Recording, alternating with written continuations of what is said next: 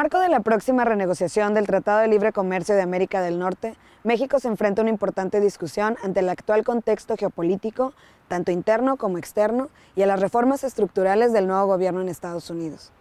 La coyuntura frente a las elecciones presidenciales en 2018 plantea escenarios complejos que podrían ser cruciales para lograr una renegociación del tratado en términos favorables o adversos para nuestro país. Los actores económicos deben aprovechar esta coyuntura para posicionarnos frente a un nuevo contexto global, acompañados del fortalecimiento de las políticas estructurales, con visión de largo plazo y con objetivos estratégicos bien planteados. Hoy vamos a hablar de este tema en Diálogos desde la Frontera, un programa del Colegio de la Frontera Norte. Acompáñenme.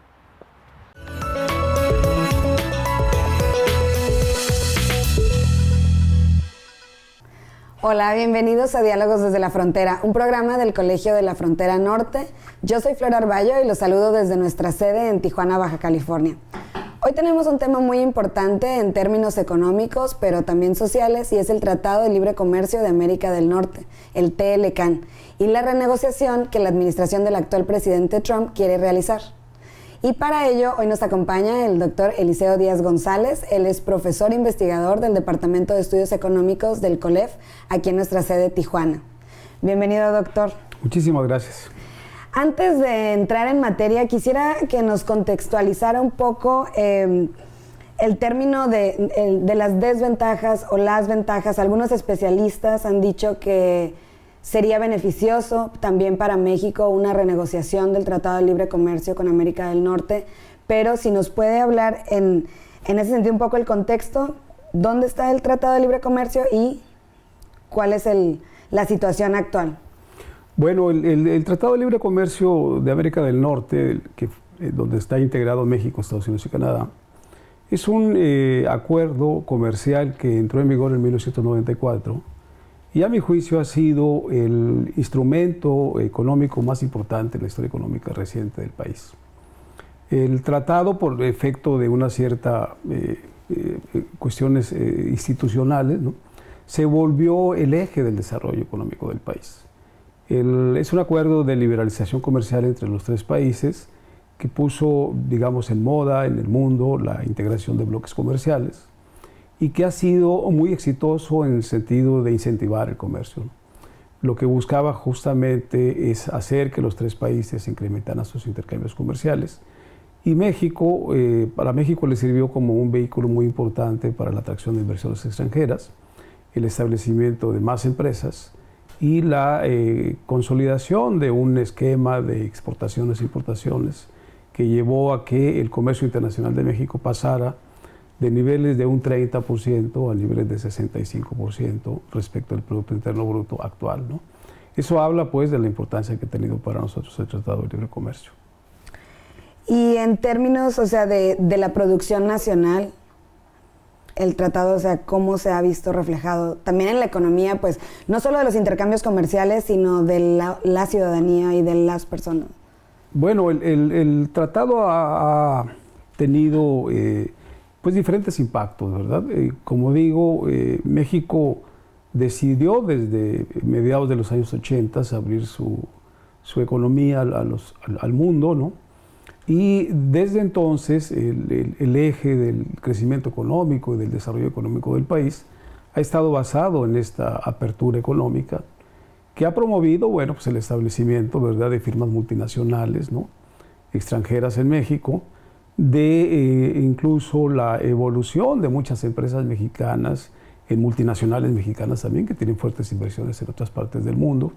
El caso de telefonía, el caso de cementos, el caso de productoras de pan y demás, ¿no? Y esto ha tenido diferentes impactos en las distintas regiones, ¿no?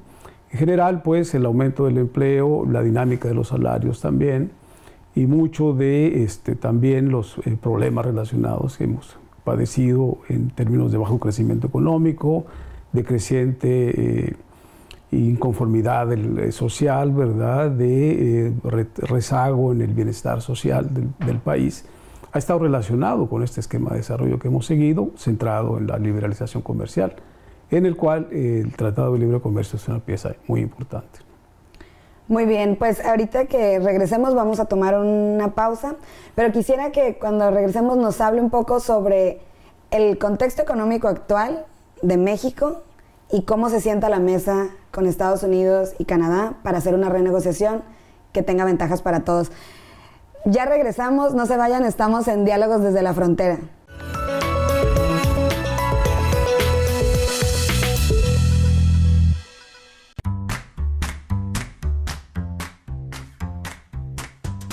Una de las metas que el Colegio de la Frontera Norte se ha planteado a lo largo de su historia es la difusión del conocimiento científico generado por nuestros investigadores.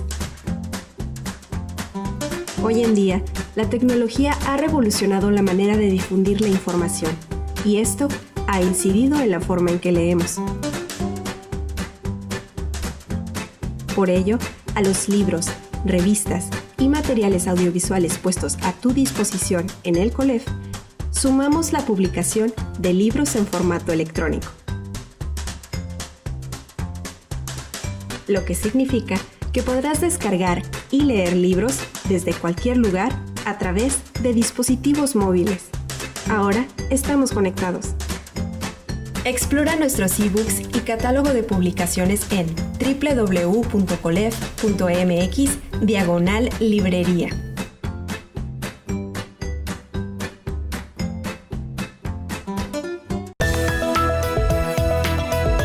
Que comparten más allá de una división, de un cerco que los separa, un ecosistema.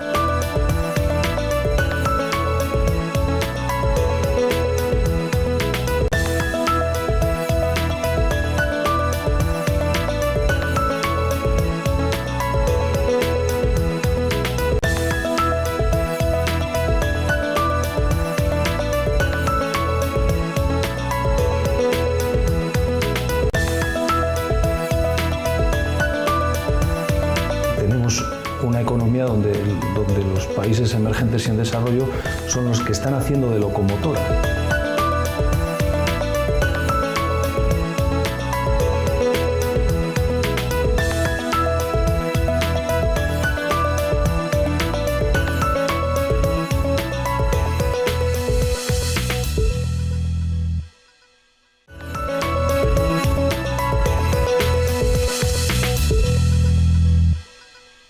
Bienvenidos de regreso a Diálogos desde la Frontera. Estamos hablando con el doctor Eliseo Díaz. Él es profesor e investigador del Departamento de Estudios Económicos del COLEF, aquí en la sede de Tijuana, desde donde estamos transmitiendo.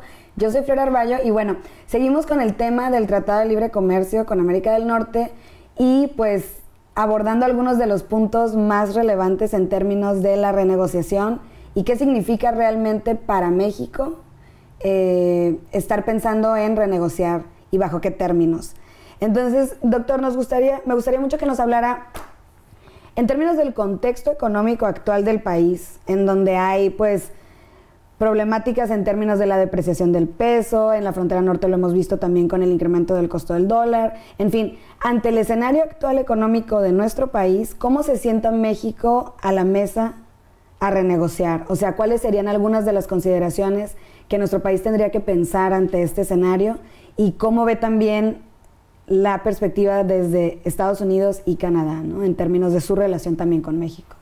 Claro, a mí me parece que la reacción que está teniendo el gobierno de México y los grupos de interés, los grupos de empresarios más grandes, alrededor de la renegociación del Tratado de Libre Comercio, están muy determinados por una reacción frente a la amenaza, ¿no? A esta amenaza extrema que representa el gobierno de Trump respecto particularmente del Tratado de Libre Comercio de América del Norte, ¿no? Ya sabemos que ellos es un gobierno más orientado hacia la autarquía económica, ¿no? Estas decisiones recientes acerca de salirse del acuerdo de cambio climático y demás, habla pues de que va en serio la cuestión del aislamiento, ¿no? Podemos pensar que es correcto, ¿verdad?, reaccionar de manera decidida acerca de esta amenaza, ¿no?, defendiendo lo que tenemos del Tratado de Libre Comercio, ¿no? Pero, sin embargo, me parece que se están dejando de lado ciertos claroscuros que hay respecto de lo que ha realmente significado el Tratado de Libre Comercio para México. pareciera pues que todo es positivo, ¿no? Así es como se ve y se trata de preservar lo que tenemos de positivo en el tratado. Sin embargo, creo yo que, a diferencia de, por ejemplo, lo que ha hecho Canadá y la posición que Canadá demostró, sentido de tratar de ponerse primero de acuerdo ellos y buscar cómo renegociar independientemente de lo que hagan los otros socios comerciales, ¿no? En México me parece que no hemos dado esa discusión, ¿no? No hay el mismo resultado respecto al tratado en las distintas regiones del país, en los distintos sectores económicos. En general, no podemos negar que ha tenido efectos positivos en cuanto a que México ha estado más expuesto a la globalización. Esto ha ayudado mucho a la sociedad. En términos de crecimiento económico, todos sabemos que no han resultado las cosas. Sin embargo, no tendemos a responsabilizar al tratado de estos resultados, ¿no? Hemos tenido un tan bajo crecimiento económico que en la esfera de lo político, por ejemplo, estos 23 años del Tratado de Libre Comercio han sido de mucha inestabilidad y de alternancia política, ¿no? Y eso no lo estamos tomando en cuenta. El próximo año, en el 2018, cuando el tratado cumpla 24 años, es muy posible que tengamos una tercera alternancia en la presidencia de la República. Y esto se debe al voto, a la reacción que está teniendo la sociedad, de inconformidad acerca de su bienestar, de los niveles de vida que se tienen, de las oportunidades laborales, del nivel de ingresos o de remuneraciones que tienen, ¿verdad? Y todo esto se explica a partir del Tratado de Libre Comercio, sin duda, ¿no? Entonces, mi insistencia está en que debemos discutir más internamente acerca de esto, de cómo, si vamos a renegociar con todo y que estamos renegociando, pues prácticamente con una espada en el pecho y pegados a la pared, ¿no? Tenemos que ver la agenda mexicana y tomar en cuenta que el tratado no ha llenado completamente las expectativas, ¿no? Y que, bueno, tenemos que definir alguna estrategia en donde la apertura comercial sea uno de los elementos, ¿verdad? Y el otro, el desarrollo más endógeno, más interno del país, que ha estado exento, ¿no? En esta discusión. En gran medida, parte de los problemas vienen, me parece a mí, de factores como infraestructura y otros elementos que fueron descuidados en la renegociación del Tratado de Libre Comercio, en la primera negociación y en las posteriores renegociaciones del tratado, y que impidió que en muchos aspectos no se cumplieran las expectativas. Por ejemplo, cuando estaban las discusiones del tratado en los años 90, ¿no?, se decía que una de las regiones que iban a resultar más favorecidas del tratado iba a ser la frontera norte, y eso no pasó. ¿Y por qué no pasó? Bueno, no pasó porque desde los años 60 en la frontera norte se había dado un proceso de industrialización basado en empresas maquiladoras, y las empresas maquiladoras se vieron un tanto rezagadas o no fueron tan beneficiadas del Tratado de Libre Comercio. Entonces, los resultados que vemos ahora en ese sentido es que han crecido el número de establecimientos manufactureros en el país. Ciertamente se han creado nuevas regiones exportadoras, ¿verdad? Y las regiones tradicionales que existían todavía en los años 90, como es la frontera norte, han venido disminuyendo su importancia en este asunto. Y lo vemos, ¿no? Lo vemos en lo que está pasando en Chihuahua, lo que está pasando en Baja California, en Tamaulipas, que son estados en donde se ha tenido bajo crecimiento económico, las exportaciones han quedado estancadas respecto a lo que teníamos en los años 90, el empleo manufacturero ha crecido muy poco, ¿no?, de manera insuficiente, y aparece lo que no existían antes, ¿verdad?, pues niveles de desempleo elevados para la región, en donde antes pues había una abundante demanda de fuerza de trabajo, ¿no? Entonces, esto se ha modificado con el tratado. Entonces, la renegociación, particularmente en cuanto a reglas de origen, que es lo que más ha afectado a esta región de la frontera, pero también el contexto internacional, ¿no? Es decir, firmamos el Tratado de Libre Comercio, nos embarcamos en un bloque comercial adheridos a los Estados Unidos, esto vale para México y para Canadá también, pero el mundo cambió en este contexto, ¿no? Emergió China, ¿verdad? China modificó el esquema que había permitido el establecimiento de empresas maquiladoras y la operación de las empresas maquiladoras en países como México. Y el tratado vino a reforzar ahí reglas, ¿verdad?, de comportamiento de estas empresas, en donde terminaron afectando sus resultados, ¿no? Entonces, eso lo tenemos que tomar en cuenta, y la única forma es lo que yo he venido insistiendo es en discutir más internamente acerca de cuáles son los beneficios, de cómo el patrón de comercio que definió el tratado, ¿no? Finalmente tuvo efectos en la estructura económica del país y eso afectó de diferentes maneras las regiones de México, ¿no? Entonces, los resultados son en general, o en sentido macroeconómico, positivos, por supuesto. Los niveles de comercio de México se han triplicado prácticamente en estos años. Sin embargo, como la esfera política lo demuestra, ¿verdad?, esto ha sido insuficiente para mantener un clima de estabilidad social o política en el país. Y es lo que tenemos que revisar en esta renegociación, ¿no? Y en términos de la coyuntura política, lo mencionaba con las elecciones del 2018, ¿considera que hay una oportunidad para tener esa discusión previa? Sí, a mí yo creo que es una buena oportunidad. Es una buena oportunidad porque en la sociedad se están discutiendo muchas opciones de otro tipo, ¿no? Yo creo que hay un consenso en todas las fuerzas políticas, nadie se atreve a pronunciar en nombre del Tratado de Libre Comercio de América del Norte de pensar en eliminarlo. Nadie lo va a hacer porque eso coincide con esta postura que tiene Trump y en México nadie va a querer respaldar una postura de Trump.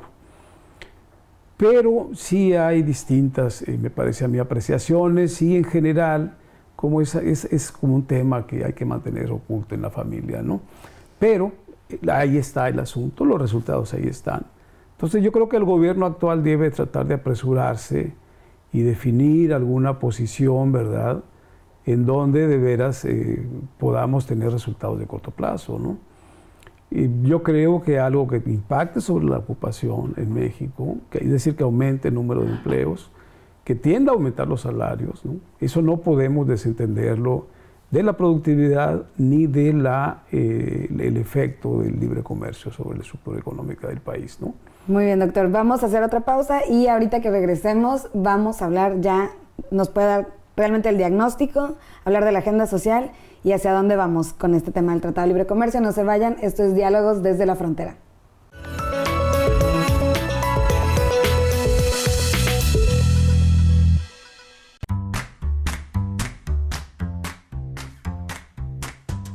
Una de las metas que el Colegio de la Frontera Norte se ha planteado a lo largo de su historia es la difusión del conocimiento científico generado por nuestros investigadores. Hoy en día, la tecnología ha revolucionado la manera de difundir la información, y esto ha incidido en la forma en que leemos. Por ello, a los libros, revistas y materiales audiovisuales puestos a tu disposición en el COLEF, sumamos la publicación de libros en formato electrónico. Lo que significa que podrás descargar y leer libros desde cualquier lugar a través de dispositivos móviles. Ahora estamos conectados. Explora nuestros ebooks y catálogo de publicaciones en www.colef.mx/librería.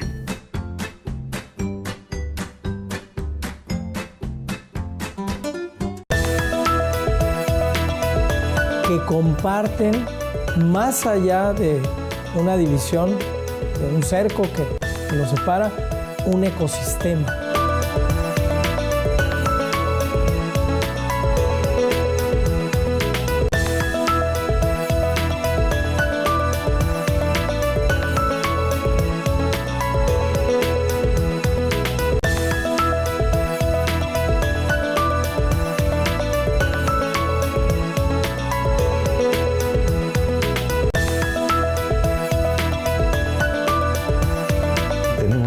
Una economía donde los países emergentes y en desarrollo son los que están haciendo de locomotora.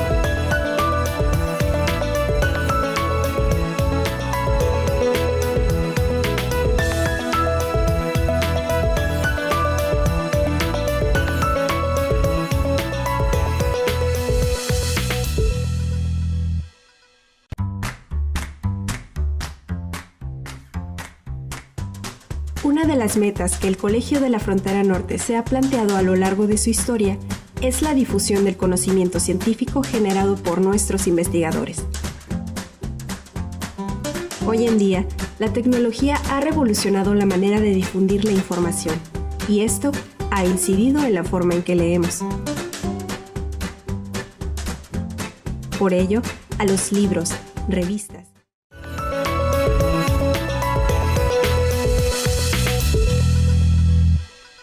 bienvenidos de regreso a Diálogos desde la Frontera. Estamos hablando del Tratado de Libre Comercio con el doctor Eliseo Díaz. Y bueno, doctor, de repente como que hay una desconexión entre el discurso político, económico y lo que la gente en realidad está pensando o lo que ven realmente reflejado. Y todo este discurso político también de una conversación sobre qué necesita realmente el país antes de irse a sentar en una mesa internacional.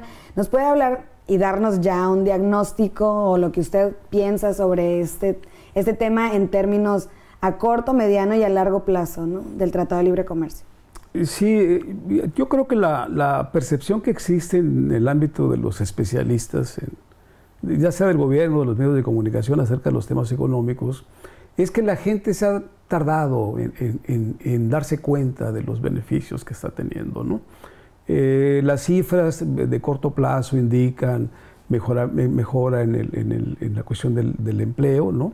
Hay una recuperación real de los salarios, efectivamente, sobre todo en los últimos años, ¿no? Sin embargo, estas señales de mayor bienestar en la población no parece estarse tomando en cuenta en el discurso político, y lo hemos visto en las elecciones más recientes, ¿no? Es decir, de qué forma se enfatizan el rezago, la inconformidad, los problemas de desigualdad, de pobreza, de falta de oportunidades y demás. Y sin embargo, pues en el nivel de los tomadores de decisiones estos aspectos pasan desapercibidos, ¿no? Yo creo que es necesario plantear efectivamente un diagnóstico más adecuado acerca del tratado antes, ¿no?, de tomar una decisión de renegociar, así sea que lo estemos haciendo, como decía antes, bajo la amenaza de que se elimine, ¿no? Entonces, el tema pues pasa por tomar en cuenta a los sectores que han quedado rezagados, que han quedado al margen de los beneficios del tratado, ¿no? Fíjese usted, a los 6 años de firmado el Tratado de Libre Comercio de América del Norte, en el año 2000, fue derrotado el partido que había estado el poder durante 70 años en México, ¿no? Y entró el PAN, ¿no? El PAN se mantuvo 12 años en el poder y a los 12 años fue echado también y de nuevo quedó el PRI, ¿no? El próximo año no sabemos qué va a pasar, ¿no? Todo esto se debe pues a que la gente no está recibiendo beneficios, ¿no? Y hay espacio pues para un discurso reivindicativo, pseudo progresista, ¿verdad?, que le ofrece grandes beneficios a la población, porque no los percibe, ¿no? Entonces el tratado tuvo grandes ventajas, sin duda, en términos de incrementar el comercio, de sostener el ritmo de actividad económica, que ha sido insuficiente, ¿no? En promedio, México ha crecido alrededor de un 2% durante todos estos años. Pero tuvo también otras cuestiones. Por ejemplo, nos vinculó quizás demasiado a la economía de Estados Unidos. El ciclo económico de México se vinculó al ciclo de Estados Unidos y eso implicó que tuviéramos mayores exposiciones al contagio de turbulencias económicas y financieras internacionales, ¿no? Ahora la economía de México se mueve como se mueve la economía de Estados Unidos, lo que no pasaba antes, ¿no? Entonces la gran recesión de 2008-2009 nos pegó de lleno. No logramos levantar más o menos rápidamente, ¿verdad?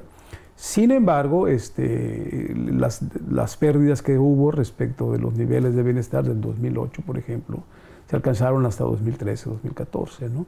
Entonces fue un bache económico muy fuerte, ¿no? Y la gente percibe esto, ¿no? Y tiene impactos esto, por supuesto. El tratado se había fijado había establecido como propósitos aumentar los niveles de empleo, generar oportunidades de ocupación para las personas que estaban desempleadas en México.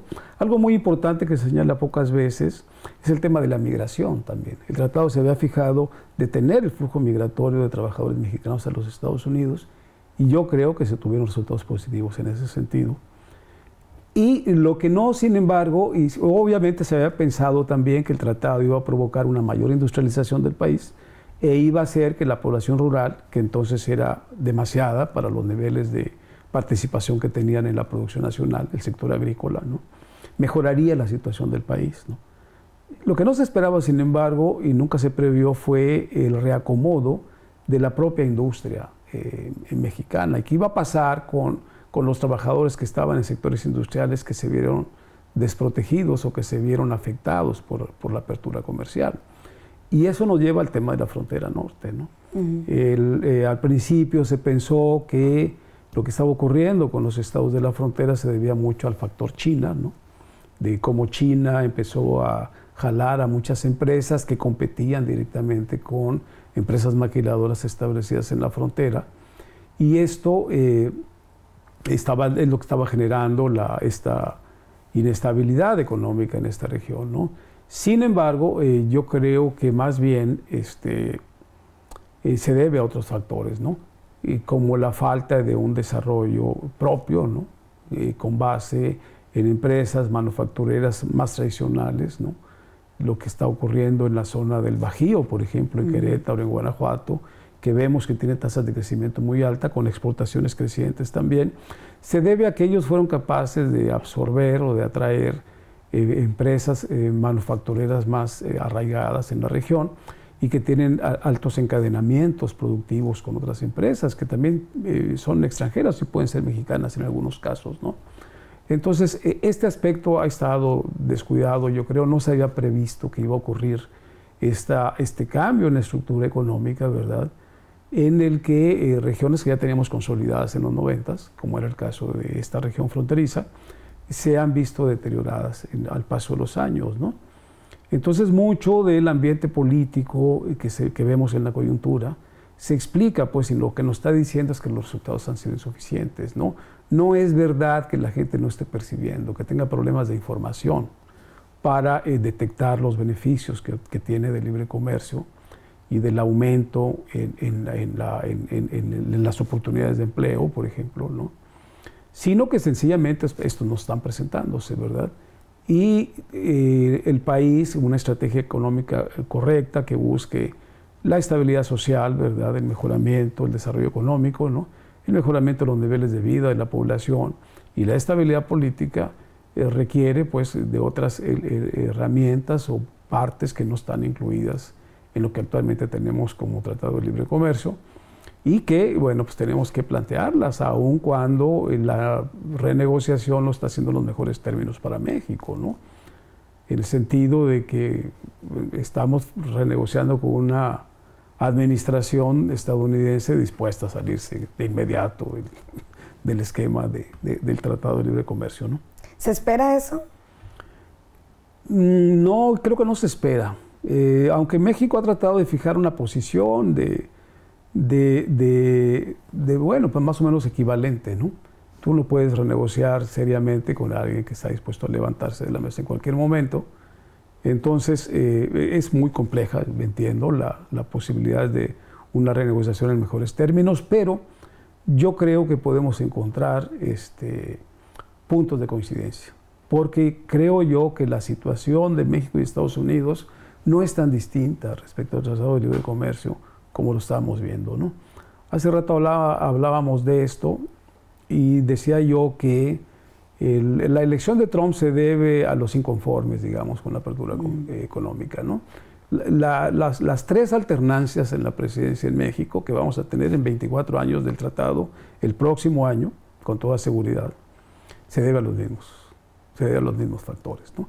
O sea, la gente está inconforme en México, las personas vulnerables y las personas en la parte baja de la distribución del ingreso, y esto están expresándose políticamente. Entonces, ese es un punto de coincidencia. Ambos tenemos el mismo problema y ambos queremos resolver el problema de los sectores no favorecidos del tratado, ¿no? Pues mucho que discutir y veremos qué pasa en los siguientes meses sobre el tratado. Y bueno, muchas gracias por acompañarnos. Muchas gracias, doctor, por darnos este panorama. Órdenes. Y recuerden visitar el sitio web del Colegio de la Frontera Norte, donde también podrán encontrar más información de temas como el que acabamos de hablar hoy. Es www.colef.mx. Yo soy Flor Arballo y esto es Diálogos desde la Frontera. Hasta pronto.